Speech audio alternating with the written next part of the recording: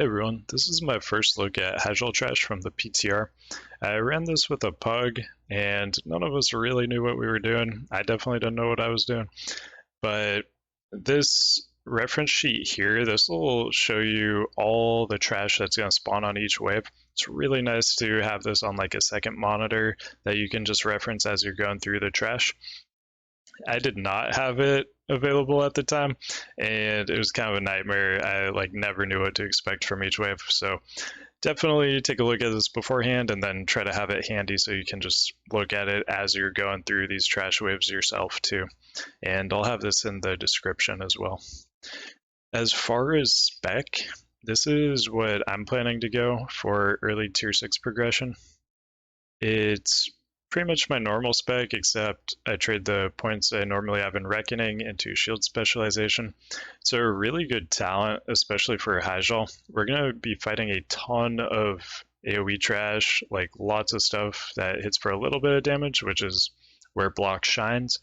So I think this spec will be really good for progressing through tier 6. I'm planning to use this spec for probably the first few weeks of tier 6 until I get some gear. Then I'll transition into something a little more aggressive, more thready. And as far as gear for this, I was going pretty tanky for this. I actually used 2 armor rings. I was kind of on the fence about whether or not I wanted to go for like 7th Ring of the Tears Fallon plus like Ring of Sundered Souls, something like that. I ended up going for the armor just because the Abominations stun, so you actually lose all your avoidance while you're stunned, and that's the riskiest part of the trash, but you can also use free action potions. Those are really good too. They won't always be up for like back-to-back waves, but you can also just swap your gear. So you can use specific gear for each wave if you want to. The more armor heavy build, definitely better if like there's an A-bomb wave coming up and you don't have a free action potion cooldown. That might be a good time to swap, but I just ran armor rings the entire time here just to be a little tankier. And this first pack we're looking at here, these are just ghouls. This is like the standard basic mob you're going to fight in Hyjal. They really don't do a whole lot. They at some point do an enrage, makes them attack a little bit faster, but they hit for almost nothing. Like I feel like I could tank a million of these things and be fine. And also I had about 480 block value for this gear set, just to give you a reference point. But ghouls don't do a whole lot.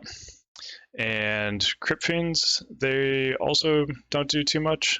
So the main thing with them is they can do a ranged attack. So if you don't play it too well, you can potentially get them kind of stuck away from the pack, and then you aren't getting the good AoE going, and so you really want them to stay clumped up and everything. So we were just kind of using the side of the gate here, and what this other pally did here was great. I should have been doing this too. He dropped a Consecrate over on the side here as they're running in, and I would have your whole raid like over off to the side here so that nobody's in line of sight of Crypt Fiends. That way everything's gonna just group up really nice and nothing's gonna stop to do like a ranged attack or anything. In the back here you can also see there's a Necromancer casting a Shadow Bolt. The Shadow Bolts hit for about 3k, and they can definitely hurt. If you have a few necros on you, you could take like a 9k burst from 3 Shadow Bolts, but they're interruptible. So your melee and shamans, whatever, anybody with an interrupt should be just interrupting those, and it really shouldn't be a big deal at all. And they should just die super, super fast in that AoE grinder you get going over there. And they can also be mind controlled, and they can give a really good attack speed buff to your melee. Personally, I don't know if that's even worth it. Like, all this stuff dies so fast if you get a nice clumped up AoE stack that I think it's better probably just to just AoE everything down and not even worry about mind controlling those on these early packs at least. And here we're gonna see Abominations. So these guys, they hit a little harder than other stuff, but the main thing you gotta worry about with them is they do a stun. So it's gonna be like a 2-second knockdown stun. And during that time, you're gonna lose all your avoidance. So you're gonna take a lot of damage during that time. All those full blocks or almost full blocks you were getting, you're going to be taking full hits on those, not going to be dodging anything, not going to be parrying anything. So that's the most dangerous thing, but like we talked about before, you can use a free action potion for these. And if you want to, you can even use like an Iron Shield pot. Iron Shield pot's going to last you for multiple waves of A-bombs, whereas the free action pot is only going to be useful for one wave. So when you get 2 waves of A-bombs in a row, you might choose to use an Iron Shield pot. I think both are fine plays. I'm not totally decided yet on which one I'm going to be doing. I mostly used the free action potion when I was running this. It seemed to work really well, except when I got those waves where my free action potion wasn't up yet, but also it was a pug and coordination wasn't super great. So if I was with my guild group on those waves where my free action potion wasn't up, I could just coordinate with one of the other tanks and they could pop their free action potion and tank that one, or most of the A-bombs on that wave. So that's something to consider.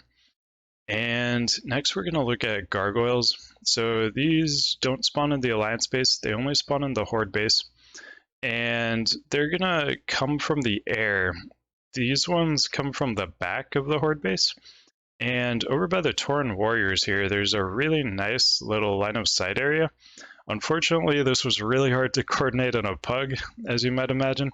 So this strat I was trying to do did not work, but with my guild, this is what we're going to try to do. We're going to try to have everybody come by this white tent here and just group up all the gargoyles there and AoE them all down.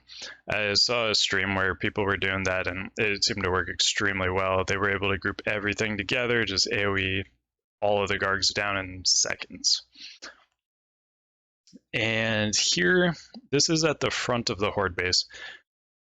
This is a really good spot to pull these. This other pally pulled them over here. So what he did was he dropped a consecration around the corner here and then went out of line of sight around the wall here. This is, I think, the best spot you can fight the waves that come in the front here. And you can see he got this awesome stack here. And if we had some more coordination with the rest of the raid here, and everybody was like more off to the left here and out of line of sight of these Necros and Crypt Fiends in the front here, we would have gotten a really, really quick, awesome stack here. It was still a great stack, but it could have been even quicker there. So this is amazing here. Once you can get it stacked like this, everything is just gonna melt. And this is like a Prot Paladin's dream right here, just having, you know, like 16 mobs all stacked up together, all getting hit by consecration. So when you're fighting packs at the front, I would definitely use that spot right there. The Frostworm is another mob that spawns only in the Horde base. And I think it might be a little buggy with the hitbox. I know there was a bug introduced with the tier 5 patch that made some flying dragons have way bigger hitboxes than intended, like Onyxia, for example. You can now do melee auto attacks on her when she's in her air phase. I think this may be a similar bug to that, but I'm not sure. But when this Frostworm was like 25 yards in the air, our melee were able to auto attack it. So we actually just had this warrior in our group just tanking this thing from right there. I think normally you just kind of want a ranged DPS tanking that, but you could also see there a bunch of them were getting hit by the frost breath. So whoever's tanking it, just make sure people aren't around them. So only one person's getting hit by that frost breath. And next we're going to look at Infernals. These ones are just gonna spawn like randomly all throughout the Horde base. So these ones are pretty annoying to pick up. You're gonna want like hunters misdirecting these and possibly some banishes. I think you can fear them too, but I'm not 100% on that. But yeah, CC if you need to for those. And just try to group them up as quick as you can, AoE them down. They do have an immolation aura, so it could be a little bit dicey depending on how quickly you can kill them. And they'll stack a flame debuff on you. That's going to increase your fire damage taken. Each stack's only 50 more damage, but once it stacks up and gets pretty high, then it can actually be quite a bit of damage. So I think how you deal with the Infernals is going to be really dependent on your guild and like how fast you can kill them, whether or not you want to use a little bit of CC, a lot of CC, or no CC at all. And next we're going to look at Banshees. So Banshees, these are actually, there's a couple of them in the Alliance base as well, but they do this Banshee Wail. It's just basically a Shadow Bolt, and they're also going to put up a curse that reduces your chance to hit by, I believe it's like 70%. It's a lot, so people got to be decursing that, especially on tanks. And they're also going to put up an anti-magic shell. The tooltip says immune to magic. I read in some guides that it just absorbs 200,000 magic damage, so you can probably DPS through it with how much damage people do these days, but definitely like melee are going to be more proud on killing those, and as a Prot Paladin, we're not really going to be able to threat them too much if they have anti-magic shell up. So Feral Druid, Warrior, whatever, is probably going to be tanking those. Last, we have the Fel Stalkers. So you'll see this is kind of a crazy pull. There's like already a priest dead here too. This raid was a bit of a mess, but we actually did pretty well. It was not too bad. So these Fel Stalkers, they use mana burn, but it's interruptible and it's a pretty slow cast. So it's really not that big of a deal as long as your raiders are like on top of interrupting it. And all this stuff's stunnable too, by the way. So you can just throw out your Hammer of Justice on anything you need to, and that'll be really helpful. But this pull could have been done way, way better if we were tanking it at that spot I showed you earlier up by the gate. Like, this is just complete chaos, as you can see when they're all spread out like this. It's really hard to pick them up.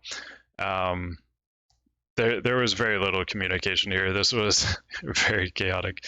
But anytime there's a big pack at the front, just pull them over to that spot I showed you by the gate, and you can eliminate all of these problems you're seeing right now and get them all stacked up, get a really nice AoE going on them, and that should make this really, really quick.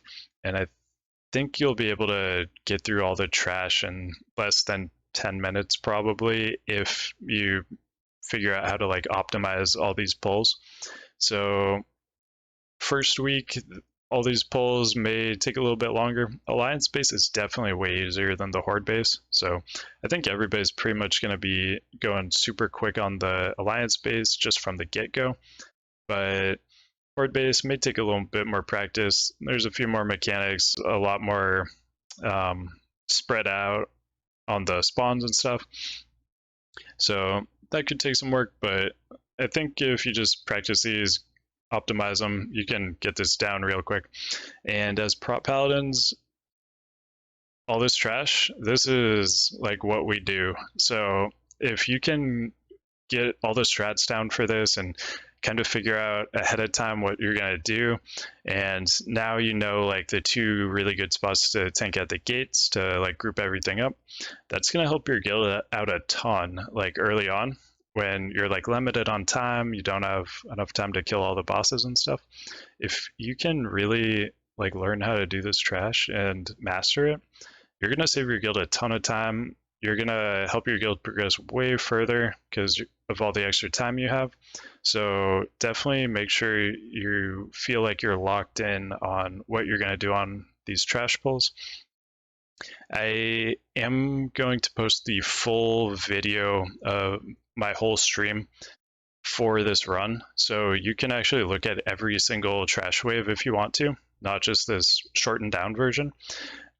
Fair warning, I make a ton of mistakes. I hadn't done this raid in like 15 years, and last time I did it, I was a rogue, I wasn't tanking. So I learned a lot by just rewatching my own stream, and I feel like I can do like a 10,000% better job next time I do this. So it's all about preparation, just learning and practicing and getting really good at this. And you guys are going to be able to bring a lot of value to your guild if you do that. And that's all I got for you today. Thank you for watching, and I'll see you in the next one.